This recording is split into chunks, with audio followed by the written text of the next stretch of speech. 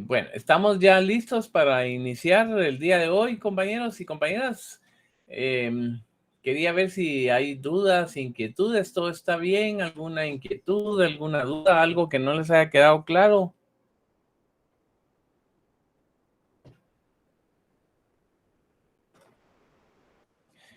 Nos habíamos quedado, vamos a ver, Belinda, ¿dónde nos quedamos?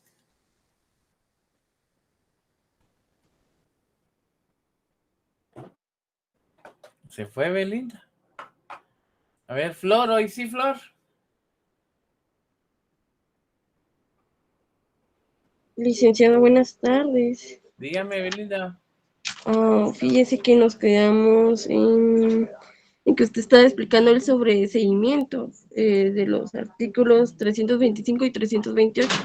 Sí, pero el sobreseimiento lo habíamos hablado cuando estábamos hablando al principio de inocencia, ¿va? Ya terminando ese tema. De ahí nos habíamos pasado al principio de publicidad, ya. ¿Va que sí, Flor? Sí, y luego la categoría de la aplicación de la ley, luego nos fuimos, vimos unos pasos, el último paso fue el autoprocesamiento, la medida sustitutiva. No, Y ahí no, Flor, no, Belinda, ahí está, ahí se quedó atrasada. Flor. bueno. No, licenciado, yo también más o menos entendí que nos había explicado todo el proceso. Sí, pero ¿dónde nos quedamos? No lo que vimos toda la clase. Dani, ¿qué manda Dani? Si hubieran licenciado, yo tengo en publicidad del proceso, ¿sí? Exactamente, nos quedamos en la publicidad del proceso y Carol, yo había citado un artículo, ¿se recuerdan cuál es? Los últimos que yo tengo aquí apuntados, el 356 del procesal penal y el 12 de la Constitución. 12 del procesal penal es, Carol, no de la Constitución. Ok, gracias, yo lo corrijo. Belinda, ¿qué me quería decir? Lo mismo, licenciado, el artículo 356, publicidad del proceso del Código Procesal Penal, y el artículo 12 del Código Procesal Penal. Sí, entonces miren, pues ya habíamos hablado, como estábamos hablando del artículo 14. Como estábamos hablando del artículo 14, el artículo 14 contiene dos derechos, regula el tema de dos derechos.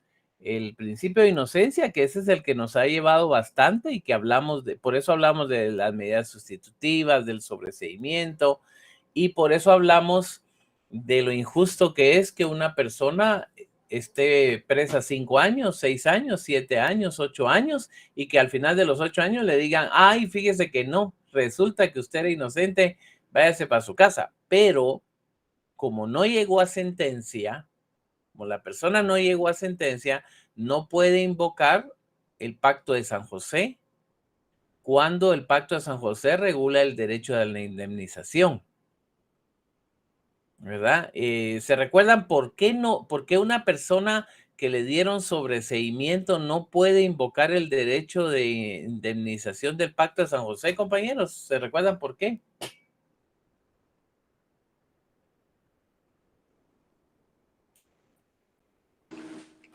Licenciado, si mal no me recuerdo, es porque la condición para que la persona pueda ser indemnizada es de que se haya dictado sentencia. Así es, Daniela. Y el pacto, y en el caso del sobreseimiento, no hemos llegado a la sentencia, ¿verdad? Entonces, por esa razón es que la persona estuvo presa 8 años, ahora lo declaran inocente y le dicen, ay, fíjese que disculpe, sí, felicitaciones, usted está libre, es inocente, después de 8 años de prisión. Y el problema es que entonces estuvo 8 años de prisión y no le van a indemnizar ese tiempo, porque el Pacto de San José solo establece la indemnización cuando haya sido producto de una sentencia, ¿verdad? Y entonces por eso era lo que yo les decía, que por eso no se debe aceptar que se viole el debido proceso, ¿verdad? Bueno, después de eso nos pasamos al derecho de publicidad, al principio de publicidad. Siempre estábamos en el artículo 14 de la Constitución y fuimos a ver dentro del principio de publicidad, fuimos a ver el artículo 30. ¿Cuál fue? ¿30 o 31? 31. Fuimos a ver el artículo 31 de la Constitución en relación a la publicidad del proceso. Una cuestión importante del artículo 31, compañeros, es que el artículo 31 de la Constitución es lo que se conoce como habeas data, ¿verdad? Si ustedes leen la Ley de Acceso a la Información Pública, cuando lean, esa la vemos nosotros rapidito, pero no, todavía no, sino que en unos días van a ver que en la Ley de Acceso a la Información Pública aparece ahorita lo voy a poner aquí en el chat, el habeas data. Ahí está en el chat, lo estoy poniendo ahorita. Básicamente, ¿qué es el habeas data? El habeas data es el 31, es decir, el derecho de toda persona a saber lo que de él conste en archivos.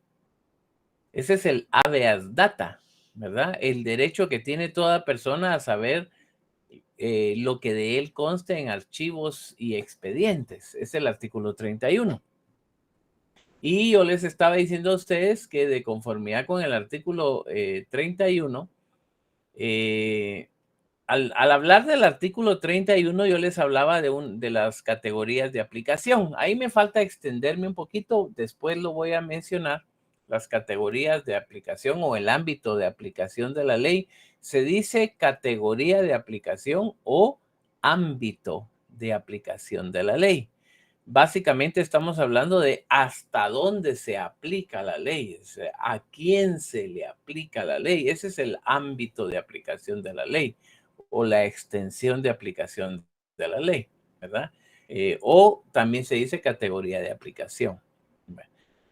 En ese marco, como estábamos hablando del artículo 12 de la Constitución, el artículo 14 de la Constitución establece el principio de publicidad del proceso. Y de ahí yo les hablaba a ustedes de el periodo de investigación. El periodo de investigación del proceso penal, ¿para quién es público? El periodo de investigación del proceso penal, ¿para quién es público, compañeros? ¿Público para quién? Belinda. Para las partes procesales, licenciado. ¿Solo para Público él? para las partes. Eso lo vimos que es el artículo ¿cuál, Belinda?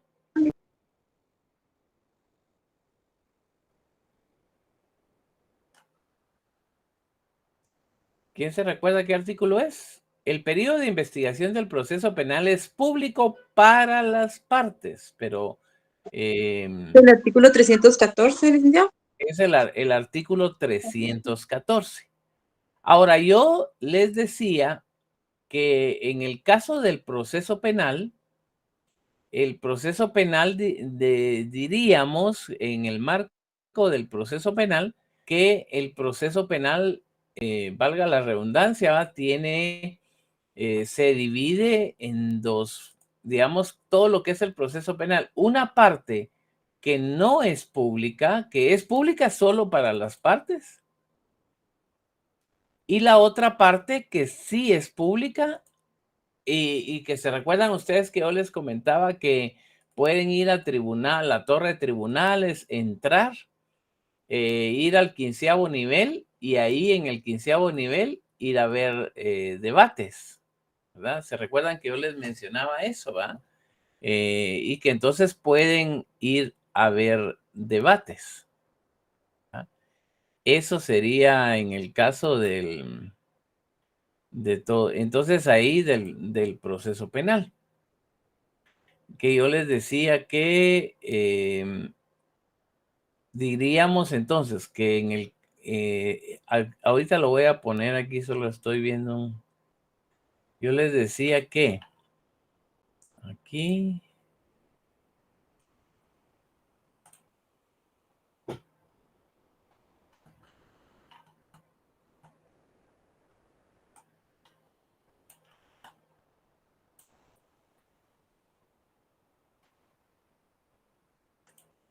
Entonces, toda esta primera parte, desde la primera declaración hasta la audiencia intermedia, toda esta parte es el periodo de investigación. Y este periodo de investigación, según el artículo 314, es público para las partes. ¿Verdad? Público para las partes. Nada más, según el artículo 314, y diríamos que aquí es donde se aplica el artículo 31. Digamos, aquí en esta fase es donde se aplica el artículo 31. Ahora, cuando ya estamos en el puro debate, que es el debate oral y público, este último, este sí se rige por otra regla. Y este sí se aplica el 356 del procesal penal. Aquí sí se aplica sí se aplica el 356 y el 12 del procesal penal. 356 y 12 del procesal penal. Entonces, el que es público es el debate. ¿Verdad? El debate es público. Y en ese marco, yo les mencionaba a ustedes que por eso deberíamos ver el artículo 356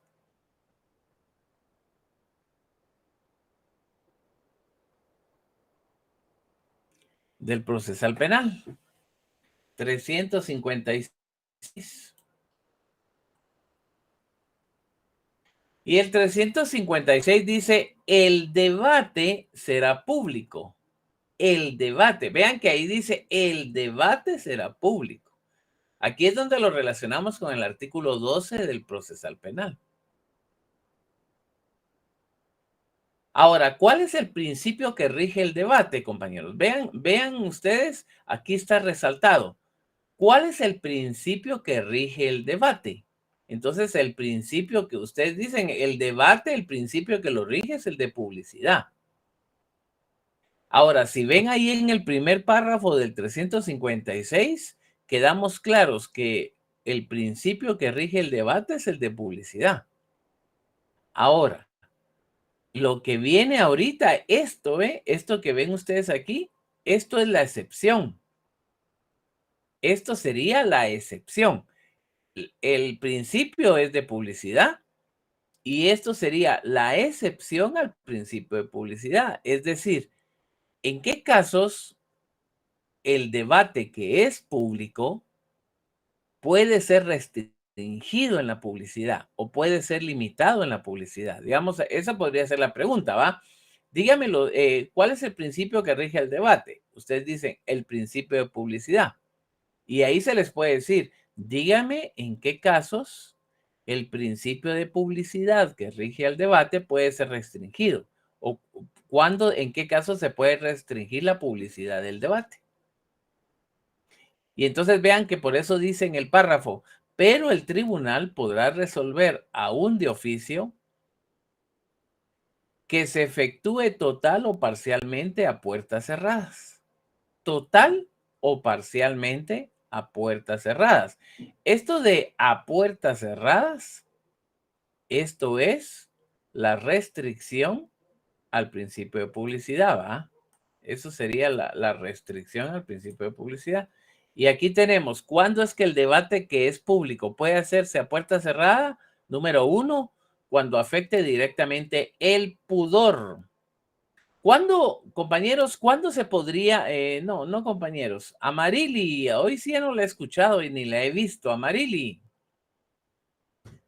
Vamos a ver si hoy sí no está en el trabajo, pues. Amarili. Hoy ni está siquiera. Amarili a la 1. Amarili a las 2. Y Amarili a las 3. No está, solo es de cuento que está acá. Vamos a ver. Ahí está. Damie Monzón. Hoy no le he escuchado, Dami. Licenciado, buenas tardes. Hola, Dami, buena tarde. ¿Cuándo un delito, un debate, aquí dice cuando afecte directamente al pudor? ¿En qué delitos estaríamos afectando al pudor, Dami? Ay, licenciado, ahí sí le quedó mal, no sabría decir. ¿Y por qué no sabe? Podría ser en los delitos de asesinato. O sea que en el asesinato, ¿qué es el pudor? O sea, Álvaro, vamos a ver, Álvaro. Licenciado, se podría determinar en aquellos que, en los que se trate de un caso de violación o agresión sexual. Vean el artículo 173 del Código Penal, compañeros. Gracias, Álvaro. 173 del Código Penal. ¿Ese es el de violación, licenciado? Vean el título, arriba del artículo, ¿qué dice, Belinda? Dice título 3 de los delitos contra la libertad e indemnidad sexual de las Bueno, personas. esos son los delitos contra el pudor, compañeros. Esos son los delitos contra el pudor. Y más abajito de esos, allá por el 190, están ¿en qué artículo están los delitos de explotación? Bajen un poquito ahí. Yo creo que es por 190, 189, 190. 191, licenciado. 191 ahí. ¿Cuáles están, Flor? Ahí está el de promoción, facilitación o favorecimiento de prostitución. No, sí, pero lea el título, Flor. Capítulo 6 de los delitos de explotación sexual. Bueno, entonces vean, compañeros, los delitos contra la libertad sexual, contra la indemnidad sexual y los delitos de explotación son los delitos que están ligados al pudor, ¿verdad? Al pudor, es decir, a la moralidad, al cuidado, a la moralidad del cuerpo o de la interioridad del cuerpo humano, ¿verdad? Esos son los delitos digamos que en el Código Penal no hay una clasificación que diga delitos contra el pudor, no hay un artículo que diga así, ¿va? Delitos contra el pudor, pero nosotros sabemos, conforme la doctrina, que los delitos que tienen que ver con la libertad sexual, indemnidad sexual y la explotación de personas son los delitos contra el pudor. Becky, ¿quería decir algo usted? Sí, acerca de lo que está hablando, licenciado, eso de los delitos contra la agresión sexual. A eso me refería y cómo se llama otra pregunta, que el artículo 356, publicidad, usted dijo que literal después dice el debate está público, entonces una sección, perdón. Una excepción. Excepción. Ok, perdón, no escuché bien. Ahorita lo corrijo. Una excepción, o sea, la regla es que el debate es público, ese es el principio, esa es la regla general, pero una excepción a la regla es que hay casos en donde el debate que es público podrá hacerse a puerta cerrada. Gracias, licenciado, ahorita ya lo corregí. Como en el caso de los delitos contra la libertad sexual, la indemnidad sexual y la explotación. Esos son los delitos contra el pudor. No hay, pero ya les decía yo que no hay una clasificación, en el código no hay un artículo, un título que diga delitos contra el pudor, no hay, sino que esta es una cuestión doctrinaria, que los del pudor son esos delitos. Ya. Bueno, sigamos en el 356 numeral primero del procesal penal. Dice, cuando afecte directamente el pudor, la vida o la integridad física de alguna de las personas. Aquí afecte la vida en el sentido que se ponga en riesgo la vida, pues. Eso que significa el 356 numeral primero. Cuando dice la vida o la integridad física, se refiere a que se ponga en peligro la vida o la integridad física de la persona. Es decir, por ejemplo, que los testigos, nadie no son secretos, testigos protegidos que no debe verlos nadie porque si no se corre en peligro su vida. O cuando el denunciante o la denunciante no quiere ser reconocido por los agresores. Entonces, cuando dice ahí la vida o la integridad, significa proteger la vida o la integridad de la persona, ¿va? Numeral 2 del artículo 356, cuando afecte gravemente el orden público o la seguridad del Estado, porque hay algún secreto, alguna cuestión importante que guardar. Numeral 3, el peligro de un secreto oficial, particular o comercial. Por ejemplo, ¿han oído ustedes esas historias de que nadie se sabe la fórmula del pollo campero o la fórmula de la Coca-Cola? Entonces, si hubiera un caso que tuviera que ver con discutir la fórmula, la confidencialidad o algo de la fórmula de la Coca-Cola, a eso se refiere, ¿va? Cuando peligre un secreto comercial, dice. ¿Verdad? En el numeral 4 dice, cuando esté previsto específicamente, cuando esté previsto específicamente. Es decir, cuando hay un artículo que diga, en este caso el proceso será secreto. En estos casos el proceso será secreto. Por ejemplo, que haya un artículo que diga que el proceso debe ser secreto. Les voy a mostrar un artículo donde dice que el proceso, la publicidad del proceso es restringido, para que vean el ejemplo de eso. Vean el artículo 480 y, vamos a ver.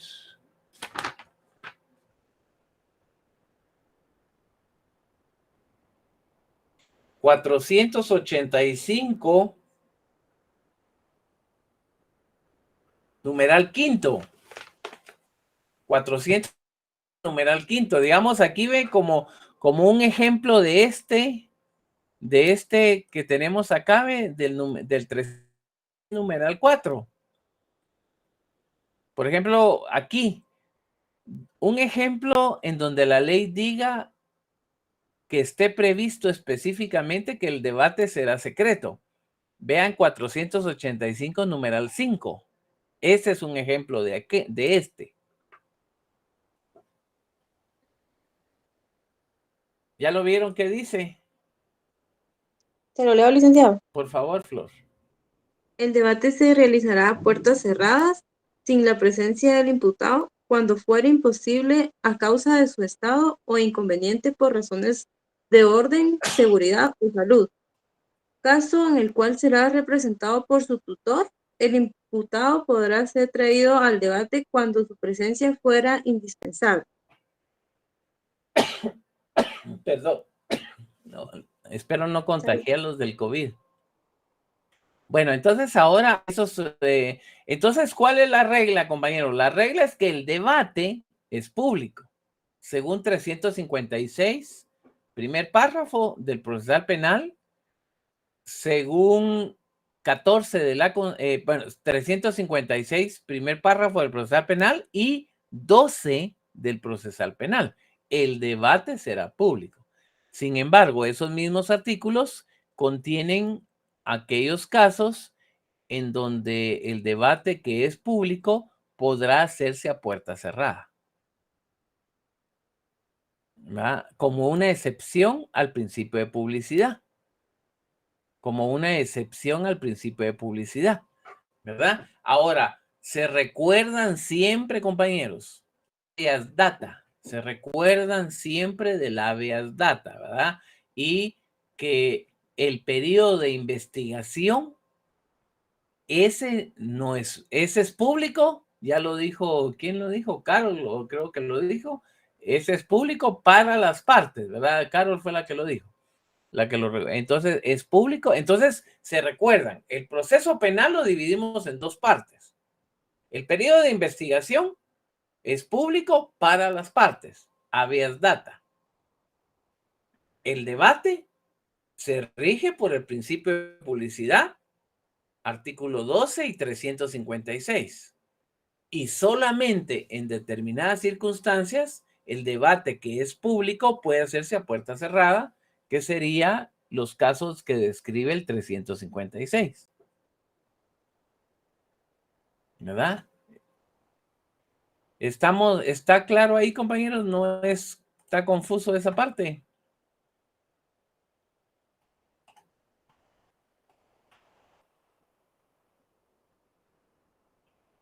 ¿Sí? Bueno, entonces, regresemos entonces de dónde veníamos. Artículo 14 de la Constitución.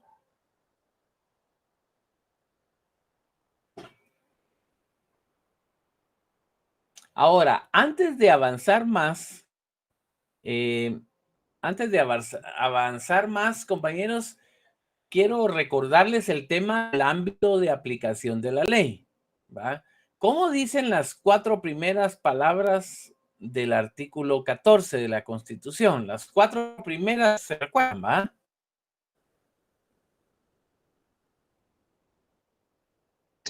Toda persona es inocente. Toda persona. Entonces, la aplicación del artículo 14 es toda persona. Digamos, cuando hablamos de toda persona, estamos hablando de la categoría más amplia de aplicación. Toda persona, porque en toda persona ahí van menores de edad, mayores de edad, guatemaltecos, extranjeros, etcétera. No importa el estatus migratorio. Ahí, cuando dice toda persona, no importa el estatus migratorio. Ahí cualquiera. ¿Va? Ahora, vean el artículo 28. Yo lo que quiero ahorita, me voy a salir de nuestros temas, compañeros, solo porque quiero que vean las categorías de aplicación que regula nuestra ley. Vean cómo dice el artículo 28 de la Constitución. ¿A quién se aplica el 28, compañeros? Habitantes de la República de Perdón, ¿a quién? Los habitantes de la República de Guatemala. Va, entonces vean, cuando dice habitantes, es equivalente a toda persona, ¿va? Es el equivalente, porque en habitantes nos pasa lo mismo, ¿va? En habitantes nos pasa lo mismo. Cuando dice habitantes, ahí nuevamente, mayores de edad, menores de edad, ahí no hay restricción de nada. Ahí es toda persona. Y no importa el estatus migratorio. No importa si es mayor de edad, menor de edad, si es hondureño, salvadoreño, venezolano, lo que sea.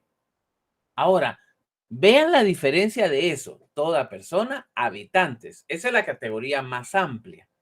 Ahora, vayan a ver, compañeros, el artículo 144.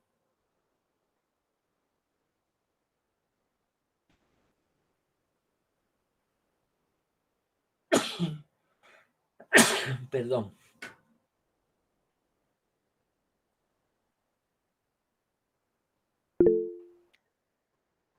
Sí, Byron. sería nacionalidad y ciudadanía, artículo 144. Solo el ámbito de aplicación, Byron. ¿A quién va aplicado ese? Son guatemaltecos de origen, los nacidos en el No, territorio. solo el ámbito de aplicación, Byron, solo el ámbito. ¿Cuál es el ámbito de aplicación de ese artículo? ¿A quién va dirigido ese artículo? A los de nacionalidad de los guatemaltecos. ¿Qué manda, Elizabeth? ¿Qué dijo? Buenas tardes, licenciado. A los guatemaltecos. No está dirigido. Léanlo bien. Léanlo bien. A los guatemaltecos de origen. Los nacidos en el territorio de la República de Guatemala. No, Flor. A los, ¿cómo dijo William? A los guatemaltecos de origen. Wilfido, vean, compañeros, vean la diferencia entre el 144 y el 137. Vean la diferencia entre el 144 y el 137. ¿A quién se le aplica el 137?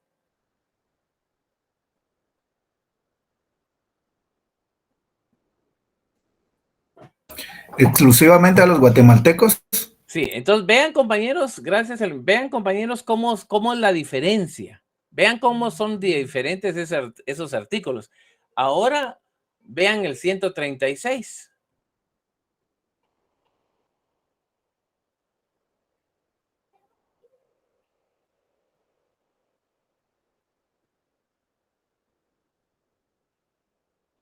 ¿Y el 136? Los guatemaltecos. No. A los ciudadanos, ¿sí? ¿A quiénes? Ciudadanos. Entonces, observen, compañeros, pónganle atención a la categoría de aplicación de la ley, al ámbito de aplicación de la ley. Eso deben ponerlo en práctica siempre. Siempre que lean una ley, deben ver a quién se le aplica esa ley. Entonces, por ejemplo, 136 se le aplica, ya quedamos, a los ciudadanos. 137, 130 y ¿qué les dije yo? 130 y ¿cuál era el otro que les había pedido? 137 y 144. 137 se le aplica a los guatemaltecos. No es lo mismo guatemalteco que ciudadano. No es lo mismo. Y el que vimos de origen, ¿cuál era? ¿44? Sí. Va. Entonces, observen, compañeros, observen eso.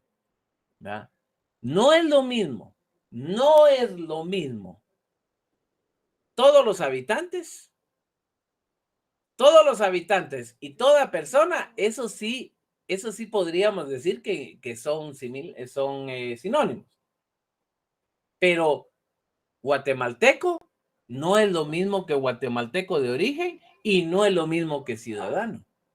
Entonces, veamos el 144. 144. ¿Quiénes son guatemaltecos de origen? Vean el 144.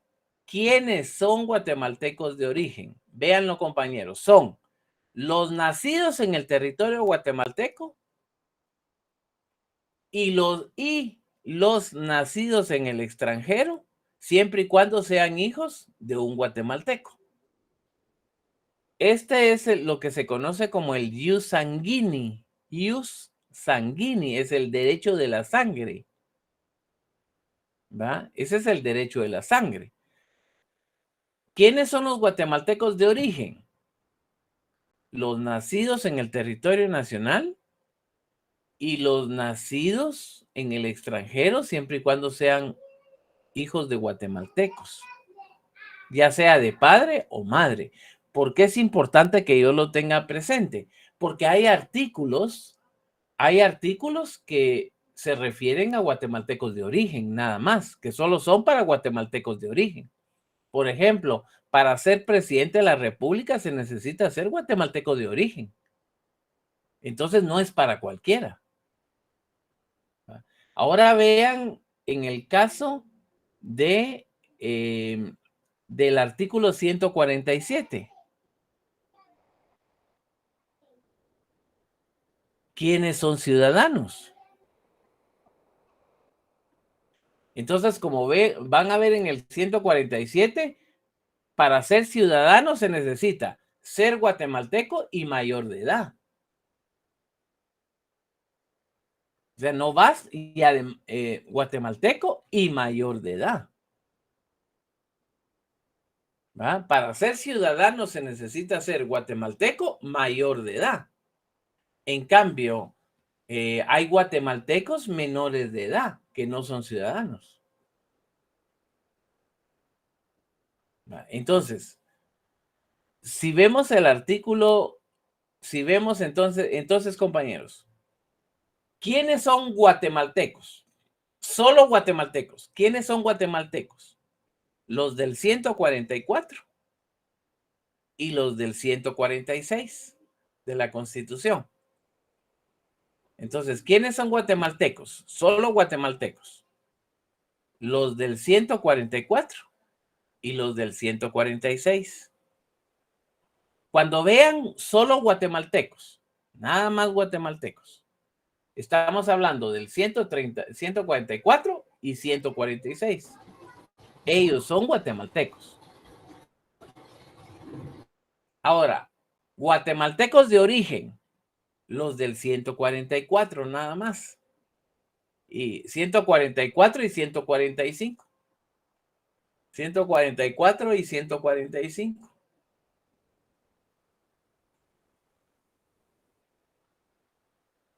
Ahora, ciudadanos guatemaltecos mayores de edad. Ahí no entran los menores de edad. Entonces, cuando hablamos de ciudadanos, no estamos hablando de menores de edad, ni tampoco estamos hablando de los que andan en extranjeros que anden en tránsito en Guatemala, ni tampoco estamos hablando de extranjeros que sean residentes en Guatemala.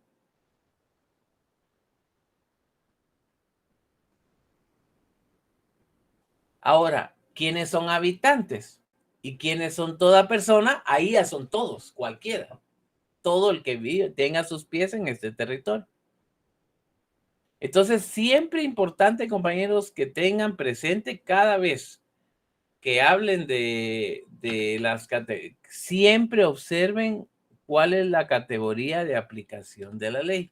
Siempre deben tener presente eso. ¿Qué manda, Byron? Licenciado, debido al artículo 145, era este caso que se había dado en donde se pedía o se trataba de decir de que Nayib Bukele podría ser presidente de Guatemala porque Sí. es considerado Guatemalteco parte de de la origen. Federación Guatemalteca, Sí. Federación Centroamericana, perdón. Ese es el artículo que se aplica o que se invoca en el caso de Nayib Bukele. Ese es.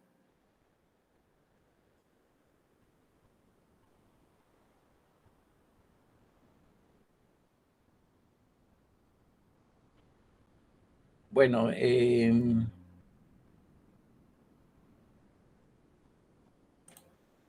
¿estamos ahí, compañeros?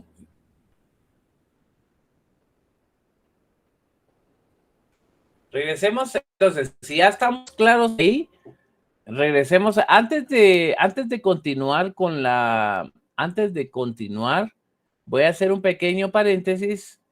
Y se recuerdan que yo les mandé un documento la semana pasada a su correo. Entonces, derivado de ese tema, quiero hacerles algunas aclaraciones, algunas explicaciones. Solo déjenme buscar dónde está esto.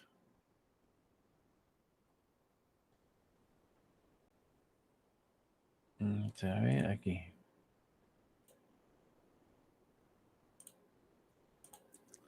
Bueno, este es un paréntesis el que voy a hacer ahorita para derivado del documento que en su momento les mandé y que por eso quiero que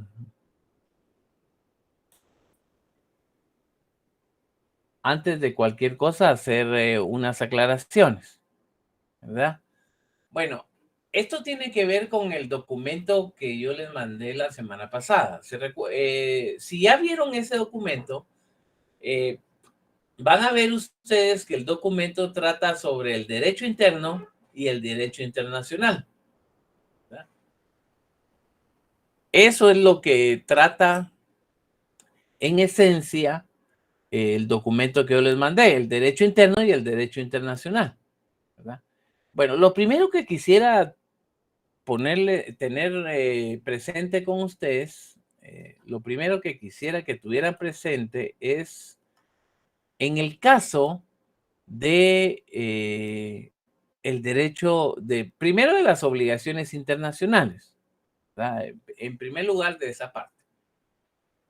Cuando Guatemala se vuelve parte de la Carta de las Naciones Unidas, cuando en el año de 1948 Guatemala ratifica la Carta de las Naciones Unidas, Guatemala acepta el compromiso de que los tratados y convenios que sean ratificados por la comunidad internacional, Guatemala hará lo posible de incorporarlos, de aceptarlos e incorporarlos a su legislación. Entonces, cuando se establece la Carta de las Naciones Unidas, ahí se establece la obligación, ¿verdad? Se establece en esencia la obligación de que se va a cumplir los tratados y convenios que se ratifiquen a nivel del derecho internacional. Entonces, Guatemala se comprometió en la Carta de las Naciones Unidas, tal como lo dice aquí en el primer párrafo, a crear condiciones bajo las cuales puedan mantenerse la justicia y el respeto a las obligaciones emanadas de los tratados y de otras fuentes del derecho internacional. Entonces, Guatemala aceptó que los tratados y convenios internacionales que sean ratificados por la comunidad internacional y que Guatemala los va a ratificar, que se van a cumplir y que Guatemala los va a cumplir. Ahora, para que las Naciones Unidas haya logrado desarrollarse como tal, el derecho internacional se ha desarrollado y básicamente es el respeto por el derecho internacional lo que ha sido la clave de la funcionalidad de las Naciones Unidas. Es decir, garantizar que los estados van a cumplir los tratados y convenios internacionales. Y en este caso, la Carta de las Naciones Unidas es considerada como un tratado, es un instrumento de derecho internacional y es de observancia obligatoria para los estados, la Carta de las Naciones Unidas. Ahora, derivado de esto, entonces, derivado de la Carta de las Naciones Unidas, entonces surge básicamente dos conceptos que es importante aclarar. Uno es, ¿qué es el derecho internacional? Y dos, ¿qué es el derecho extranjero? Entonces, es importante aclarar esos dos conceptos, ¿verdad? Vamos a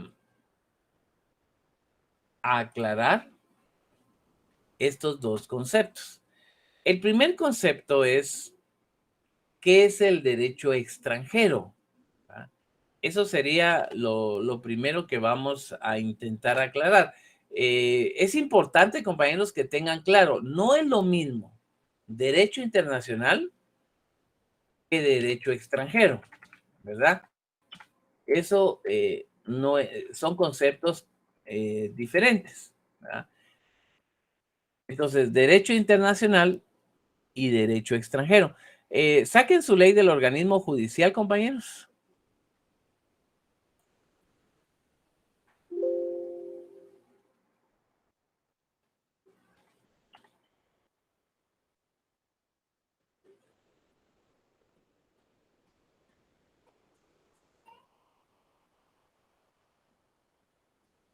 En el ley del organismo judicial, vean el artículo 24.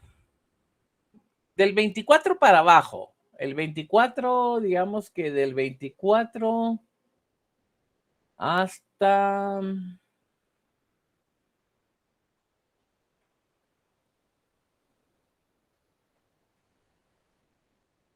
a ver...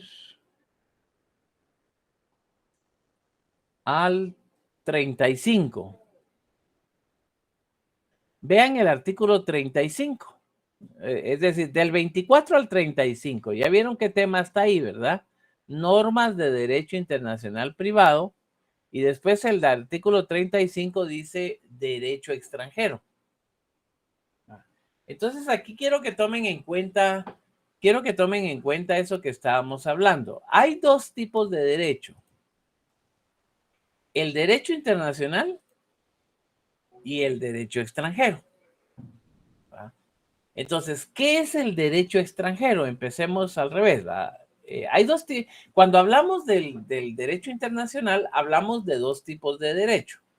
El derecho internacional y el derecho extranjero. ¿A qué nos referimos cuando hablamos de derecho extranjero? Hablemos primero del que se llama derecho extranjero. Primero de este. ¿A qué nos referimos cuando hablamos de derecho extranjero? Entonces, el mejor ejemplo, compañeros, es el artículo 35 de la ley del organismo judicial. Ese es el mejor ejemplo. Digamos, compañeros, que vean cómo dice el artículo, ¿va? Cuando alguien invoque el derecho extranjero en Guatemala, está obligado a aprobarlo. Entonces, por ejemplo, demos el caso de un guatemalteco que se casa en México, digamos, con una mexicana u otra guatemalteca. Digamos, una mexicana, digamos. Un guatemalteco que se casa en México con una mexicana. Un guatemalteco. Ellos se casan allá. Entonces, años después se vienen a Guatemala. Cuando se vienen a Guatemala, ellos se quieren divorciar. Entonces, aquí tenemos una situación y es que la ciudadana mexicana, la mexicana que está aquí en Guatemala, cuando se quieran divorciar, seguramente ella va a invocar leyes de México que la protegen a ella o que protegen el matrimonio. Porque el matrimonio se celebró en México. Entonces, como el matrimonio se celebró en México, se reguló, se registró al amparo de las leyes mexicanas. Y allá se celebró. Ahora, ellos se vienen a Guatemala y estando en Guatemala se quieren divorciar. Entonces, seguramente lo que van a hacer es que la señora va a invocar leyes mexicanas, pero las va a invocar aquí en Guatemala para que un juez guatemalteco las aplique. Eso es lo que dice el 35. Vean que eso es lo que dice el 35. Entonces, ella va aquí en Guatemala, va a invocar leyes mexicanas y ella va a pretender que se le apliquen a ella acá en Guatemala, estando en Guatemala ante juez guatemalteco, en proceso guatemalteco. Pero ¿por qué va a invocar ella esas leyes? Número uno, porque el matrimonio de ella se celebró en base a las leyes mexicanas. Número dos, ella es mexicana. Entonces ella quiere que se le apliquen las leyes de su país porque el matrimonio se celebró allá. Y ella viene aquí a Guate y invoca esas leyes acá. Entonces, compañeros, cuando estamos ante esa situación en donde adentro de Guatemala, en un proceso, una de las partes pretende que se aplique aquí en Guatemala una ley de otro país, eso es lo que se llama derecho extranjero. ¿Va? Entonces se le llama derecho extranjero cuando dentro de un proceso específico una de las partes invoca la ley de otro país y pretende que se le haga valer aquí en Guatemala la ley del otro país. Eso es lo que se le llama derecho extranjero. ¿Va? Según el artículo 35 de la ley del organismo judicial. ¿Va? ¿Estamos claros en eso, compañeros? ¿Queda claro qué es el derecho extranjero entonces? ¿Va? Por ahí, más adelante, cuando hablen ustedes de procesal del trabajo o procesal civil, van a ver que les van a decir que hay un principio que dice que la ley no se prueba. Y después dice, salvo el derecho extranjero. Aquí dicen que la ley no se prueba salvo el derecho extranjero. ¿Qué más, Davairo? Licenciado, con respecto al derecho extranjero, si yo me estuviera divorciando de una mujer mexicana, pero la ley mexicana disminuyera mi derecho, no estaría faltándose al derecho de igualdad que persigue los tratados internacionales. No, porque cada acto debe regularse por la ley del lugar donde se celebró. Esa es una obligación, ¿verdad? Esa es una obligación. Si usted celebró un acto en México, usted está obligado a observar los requisitos de la ley mexicana y a cumplir los actos de la ley mexicana. Vea el artículo. Ese, Byron, eso que usted me está preguntando es el artículo 28. ¿Va? Si usted se casó en México, usted se sometió al cumplimiento de la ley mexicana.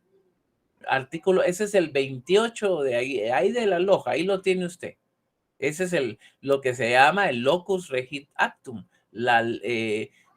Regula el acto la ley del lugar de celebración.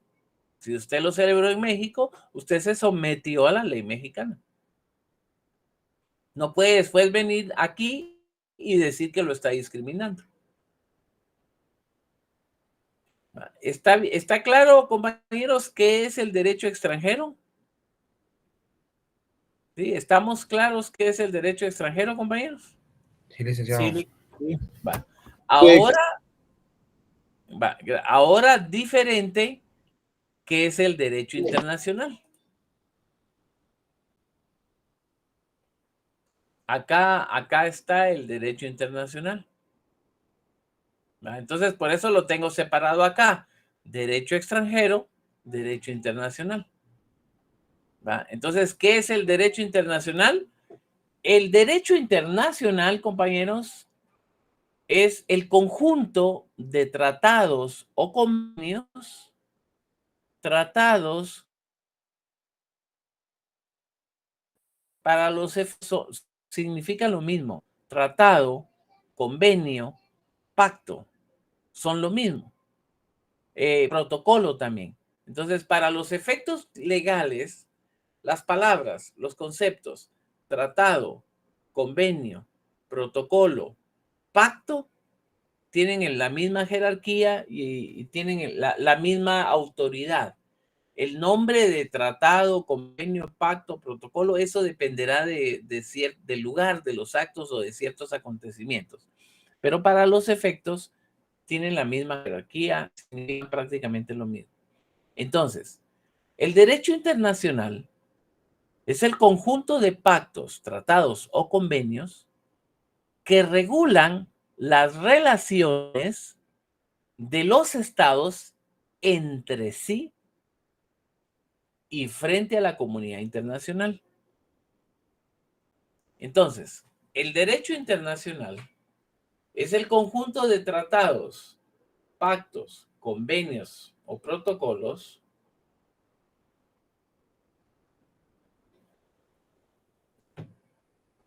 que rigen las relaciones de los estados entre sí y frente a la comunidad internacional. Entonces ahí observen más práctica la diferencia, compañeros. El derecho internacional rige a estados, rige a países entre sí, relaciones de estados entre sí. ¿Va? El derecho internacional rige las relaciones entre dos o más estados o entre un estado frente a la comunidad internacional, un estado frente a otro estado. Eso es derecho internacional. Ahora, diferente es el derecho extranjero, porque el derecho extranjero se aplica cuando dentro de un estado una persona invoca leyes de otro país y pretende que se apliquen dentro de este país. Entonces, el derecho extranjero regula a personas en sus relaciones entre personas de diferentes estados, mientras que el derecho internacional regula a estados o naciones entre sí o a nivel de la comunidad internacional. Entonces, cuando nosotros estamos hablando de la Carta de las Naciones Unidas, estamos hablando de relaciones entre estados. Entonces, eso es derecho internacional. Cuando hablamos de la OEA, estamos hablando de relaciones entre estados, ¿verdad? Cuando hablamos de Corte Penal Internacional, estamos hablando entre estados. Ahora, cuando estamos hablando, como dice, cuando Byron dice que el Código Civil mexicano lo está discriminando en su divorcio, el divorcio de Byron con Sofía, digamos, ¿verdad? El derecho mexicano lo está discriminando, entonces eso es derecho extranjero, porque es el caso específico de dos personas.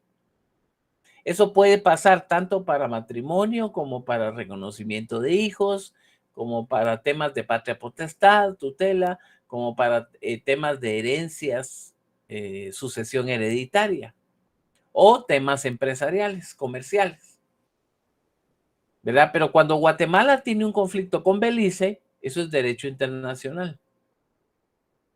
O Guatemala tiene un conflicto con la OEA, eso es derecho internacional. ¿Estamos claros esa diferencia, compañeros? Estamos ya, ¿va? Entre derecho internacional y derecho extranjero. Ya está claro. Bueno, entonces, ¿qué manda Belinda? Entonces... licenciado, perdone, cuando usted mencionó la OEA, ¿se refiere a la Organización de los Estados Americanos? Exactamente. Gracias, licenciado. Entonces ahora, compañeros, a nosotros nos interesa únicamente el derecho internacional, porque el derecho internacional es el que contiene los derechos humanos. A nosotros no nos interesa el derecho extranjero, sino que únicamente el derecho internacional. Y por eso, si ven el cuadro que yo tengo aquí enfrente a ustedes, tenemos entonces que el derecho internacional se divide en dos: el derecho internacional privado y el derecho internacional público. Básicamente, el derecho internacional privado es todo lo que tiene que ver con el derecho extranjero. En pocas palabras, ¿va? El derecho internacional privado es todo lo que tiene que ver con el derecho extranjero. Mientras que el derecho internacional público, esas son normas de derecho internacional. Y en este marco tenemos el derecho internacional público, se divide en cinco ramas. El derecho internacional público se divide en 5 ramas. Derecho internacional de los tratados, derecho internacional de los refugiados, derecho diplomático y consular, derecho penal internacional, derecho internacional humanitario y derecho internacional de los derechos humanos. Como pueden ver ustedes, compañeros, hay dos derechos muy parecidos, de nombres muy parecidos: el derecho internacional humanitario y el derecho internacional de los derechos humanos. Son parecidos, pero en sí son ramas distintas. No tienen relación entre sí. Son ramas del derecho distintas, ¿verdad? Y yo tengo el derecho internacional humanitario en rojo porque en el último parcial, en ese yo les hablamos del derecho internacional humanitario. Ahorita hemos venido hablando de derechos humanos, pero más adelante vamos a hablar del derecho internacional humanitario.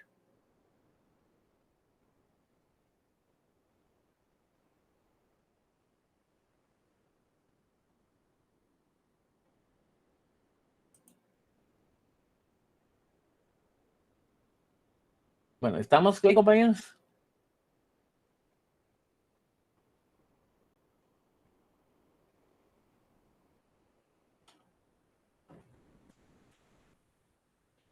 Bueno, rápidamente voy a mencionar el artículo 16 de la Constitución.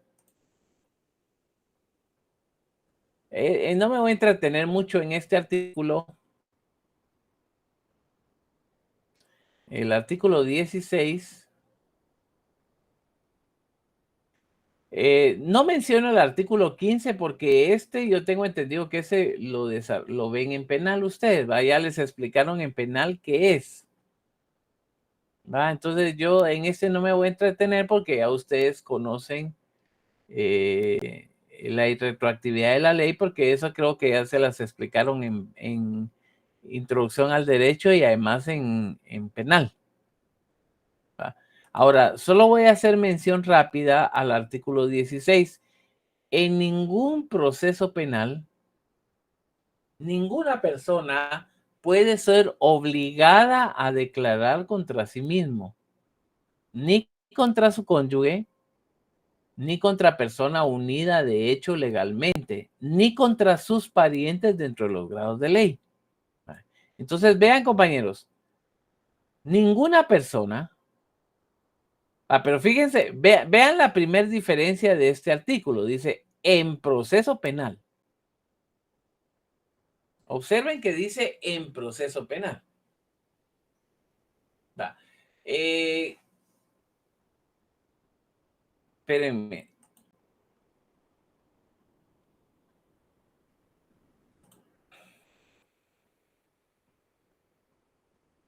Ya vino Amareli otra vez, pues, si no ya solo de cuento estaba aquí, pues no era cierto que estuviera. Amareli ya vino.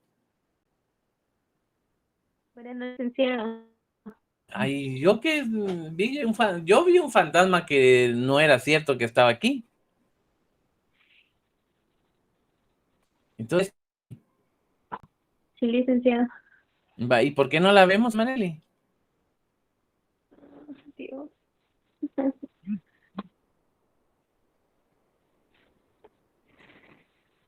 Hoy sí está en su casa, ¿va? Ahorita sí. Hoy sí. Va, aprovechemos, compañeros, que Amareli está en su casa. Va. Entonces, Amareli, usted destruye todos los artículos a partir de ahorita, usted.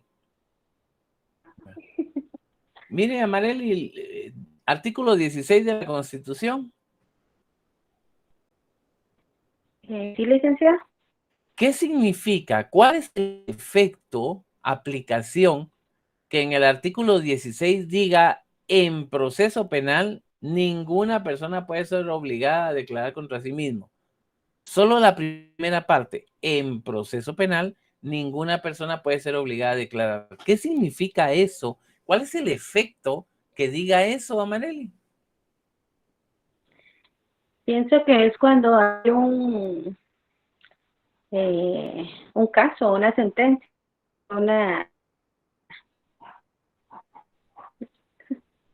Sí, en caso de una sentencia, ¿qué? Penal. Ajá, Caso penal. eso dice ahí, no, si eso es lo que dice el 16. Pero yo lo que quiero que me digas, ¿cuál es el efecto jurídico que en el 16 diga eso?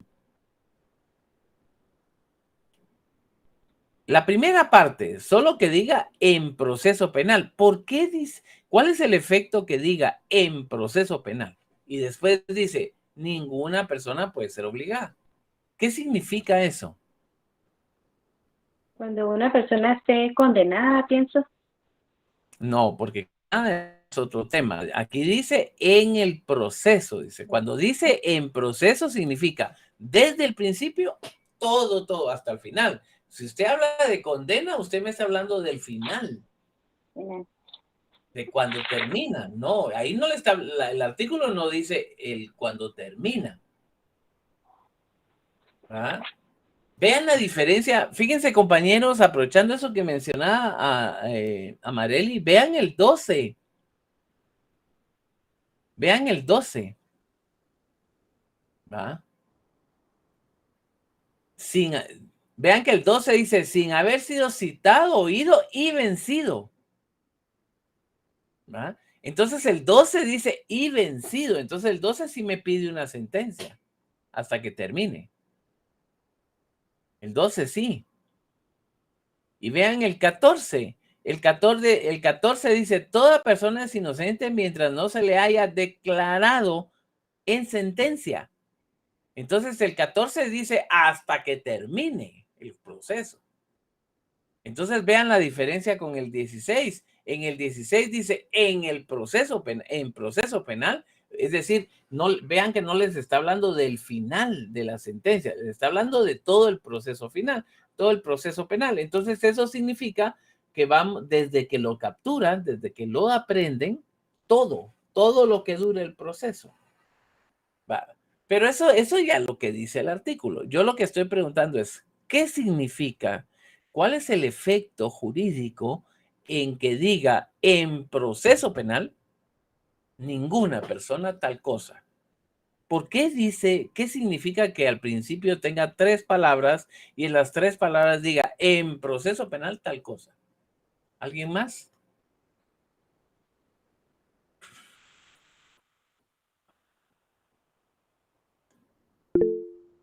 ¿Qué manda a Byron? Esta frase tiene que es exclusivo del derecho penal y se puede obviar en un proceso civil o mercantil.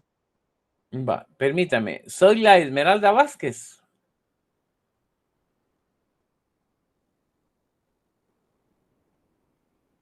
A ver, soy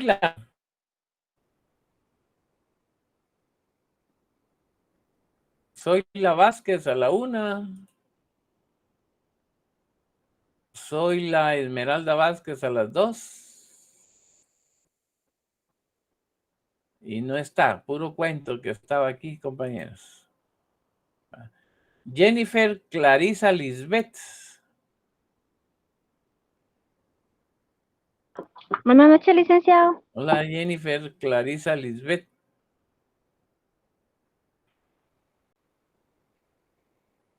¿Qué significa, Jennifer, que diga en proceso penal? Tal vez se quiere determinar todo el proceso. No, es que no. Sabría indicarle bien. No. No.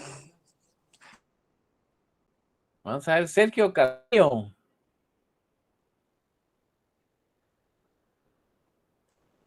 Sergio. Buenas tardes, licenciado. Hola, Sergio.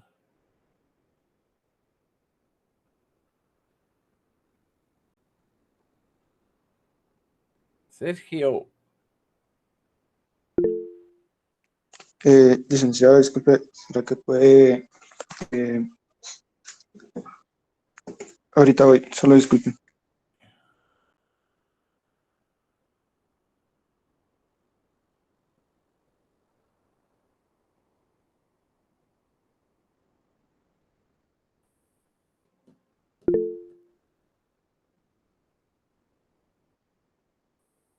Espérenme, compañeros, vamos a ver qué pasó con Sergio. ¿Qué manda Sergio Ayala?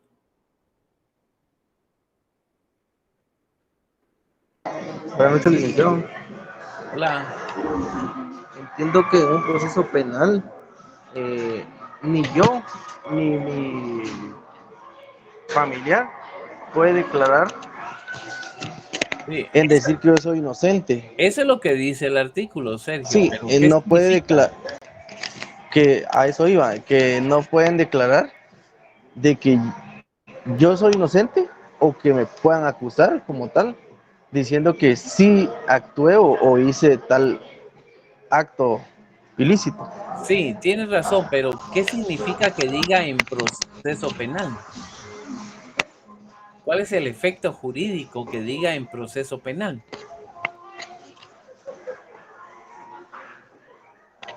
Que acá todo será usado en... No. Usted está en Nice o en San Martín, estaba en uno de esos 2 lugares, estaba en Nice o San Martín, ¿va? ¿En cuál está? Acá el licenciado recibiendo su clase de un restaurante. Pero va que es Nice o San Martín. No, en Taco. Taco Bell. Sí. ¿Cuál es? Tan bajo. ¿Ah? Tan bajo. Sí, es Taco Bell. Aquí estoy. Taco Bell. Sí. Ah, va. Va, entonces vean pues, compañeros. Vamos a ver, Sergio Castillo vino. Sí, licenciado, disculpe. La verdad, por proceso penal no sabría muy bien qué decirle porque para mí sería como un proceso, o sea, que ya está en investigación, por así decirlo. Sí, eso es un proceso penal, algo que está en investigación, algo que va desarrollándose. Erika. Bueno, solo Buenas Erika noches, y ya. licenciado. ¿Qué manda? Es cuando yo estoy en juicio, Sí, ¿verdad? ese es el Durante el proceso. juicio. Ajá. Eso. Eso es el proceso penal, pero ¿qué significa que esté? Vean, compañeros, es lo que dijo Byron, es lo que Byron planteaba. Si está diciendo que en el proceso penal, significa que este artículo 16 solo se aplica al proceso penal. Valga la redundancia, ¿va? Lo que nos está diciendo es que este 16 solo es para el proceso penal, lo que significa que en un juicio de alimentos sí puede ser declarar la persona contra sí misma y sí puedo declarar contra mi cónyuge y sí puedo declarar contra mi hija y sí puedo declarar contra mis parientes. Lo que significa que en un juicio de divorcio sí puedo declarar contra mi cónyuge, sí puedo declarar contra mí mismo y sí puedo declarar contra mis parientes. Lo que significa, como dijo, que en un juicio comercial o mercantil sí puedo declarar contra mi cónyuge y sí puedo declarar contra mis clientes, mis parientes. Eso es, compañeros. O sea, lo que nos está señalando el artículo 16 es que este artículo solo se usa para el proceso penal.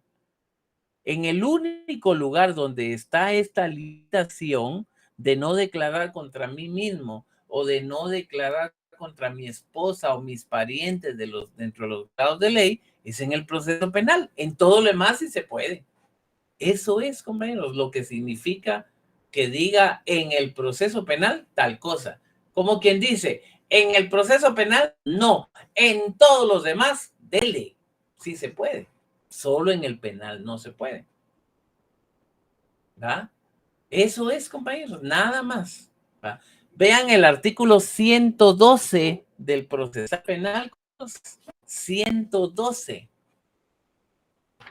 Tiene que ver con este.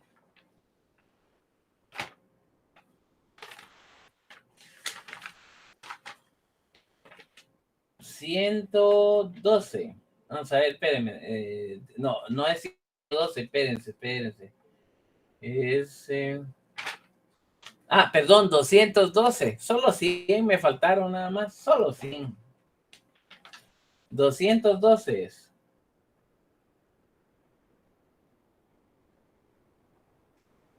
En el artículo 212, regula quiénes tienen el derecho a abstenerse a declarar como testigos, no ser testigos en un proceso. Entonces, eso es lo que regula el 212. Numeral primero.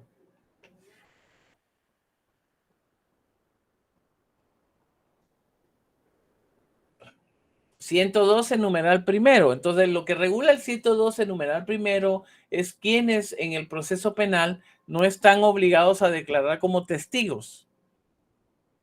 Y ahí está 212, 212, y ahí está desarrollado, numeral primero, 212, numeral primero, y ahí está desarrollado el 16 prácticamente. ¿Se recuerdan, compañeros, que en el artículo 8 y 9 estaba que nadie está obligado, el interrogatorio extrajudicial carece de valor probatorio?